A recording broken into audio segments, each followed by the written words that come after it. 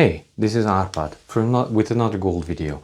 In our previous video I talked about how one would want to protect their assets during hyperinflation or even a major calamity that could take out the world economic system. Then they at least at minimum should have 1/4 of their 10% of their total net worth in physical gold stored in a secret location somewhere that maybe doesn't even exist.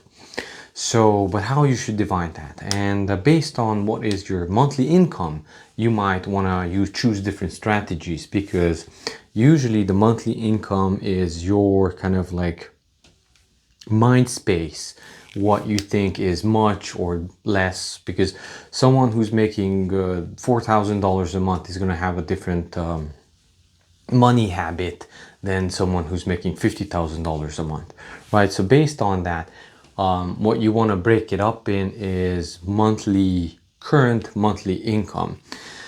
Okay, so what do I mean by that? So I mean that usually because gold at least minimum 10x's during a major calamity, that means the gold that maybe 1 ounce gold that is roughly around 2,000 or maybe 2,900 or $3,000 right now, it will become $30,000, which is now going to be way over your monthly net worth, not monthly income. So you're going to be spending it differently than someone who's kind of used to that money.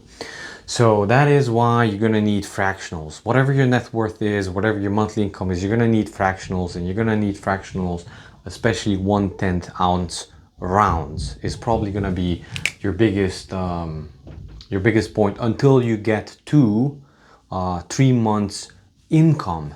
3 months income where you have fractionals enough to cover that. That means you're going to start off with 1/10 ounce of round, 1/2 ounce of round, and 1 gram bars. Now the problem is, the smaller you go is that you're going to pay percentages over, in the sense of the fees on actually purchasing the gold might go up to 5-10%.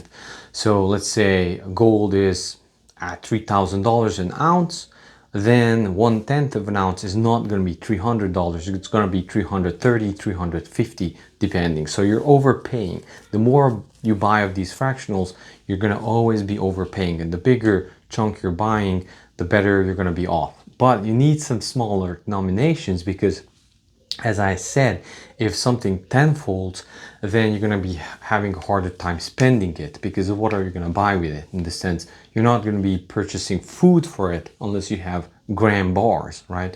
Because even they will be part of kind of like worth a lot. Well, that here comes another hyperinflationary knowledge that I happen to know because I lived through it, is that you're going to need to use wedding bands and chains, because these are the best, because when you're bartering with these, you're not triggering someone's alert that, hey, this guy may have way more. Because if your hyperinflation happens or something, a major calamity happens, and you go out there with your round ounces or 1/2 ounces, they're gonna know you probably stacked before hyperinflation, right? But if you're going with your wedding band there and you're pulling it off your finger and you're kind of like trying to sell that, and you have a good enough sob story, then you're gonna probably get a good enough deal on it, and you can actually barter with gold. Although gold is pretty much the worst thing that you should barter with. There should be food and ammunition and baby food and sanitary items, and you know it. We talked about it. And even silver is okay to some degree, as long as it's small denominations. But you don't want to barter it, but you do want to have it. So you do want to have it. So basically, when I'm talking about jewelry, should be very close to spot price. So you're not buying actually fancy jewelry now, because that's not the whole plan of the insurance policy. The closer it is to the actual gold worth in the jewelry, the better. And if you need help with that, then become a member, and I will be talking a lot about that and how to make or buy wedding bands that are really close to spot gold price. But that is what you can barter with, because you can take it off, you can sell it, live off of it for a month or two, And then out of your collection of 12 wedding bands that you pre-purchased prior hyperinflation, you can just go and barter with them and sell them. So you got to think about those things, right? And also grams, half ounces, 10 ounces. But eventually, you know, after you're going to be buying some of this and you're going to be overpaying a lot on all of these, then you're going to want to move up to 1 ounce, and you can stay there. Actually, if you don't have like a net worth over $2 million, you can just stay with 1 ounces, right? But then of course, after some point, you're probably gonna move up, especially if you're listening to this channel, and as your net worth and is growing, and you're buying me more and more coffees and donating to this channel, then most likely you're gonna be moving up to the 1 kilo bars, which is perfectly fine if you can afford it. And yeah, buy me some of those coffees, man.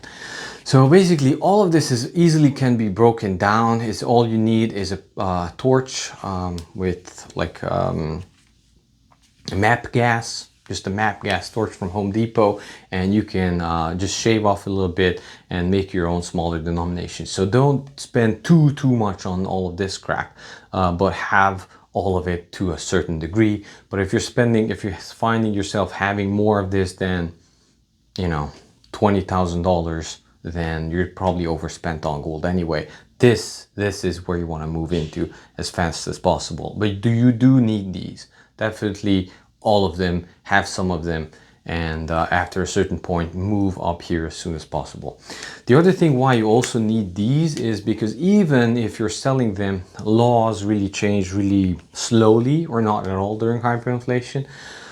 And we do have some triggers. So in case you're currently selling gold that is of value over 10K, which should be way higher at some point, but it will trigger a event, which that means your transaction will need to be reported up the chain, I think even to the point of the Federal Reserve or something crap like that. So you want to have small denominations that you can sell back into the market and move in and out without making too much noise, basically. So you got to watch out for that 10K trigger. Also, traveling internationally, you're gonna do some triggers here if you're bringing in more than 10,000 euros into Romania or something like that, which you know, for some reason they care. Anyway, so all of this is needed, and you got to move up as soon as possible. But you do need to pay attention and have some of these chains. I especially like because you can actually break out the links and just trade them that, and it doesn't really trigger any of the 10K events. It doesn't mentally trigger someone else's that, hey, you might have 1 kilogram of gold chains unless you're a rapper or something like that, right? So all of this is important, and you got to know about it. And yeah, if you want to know more, then follow the channel, become a member, ask some questions, and I'll make sure to make member videos. But for now, that's it. Thank you very much, and talk to you later.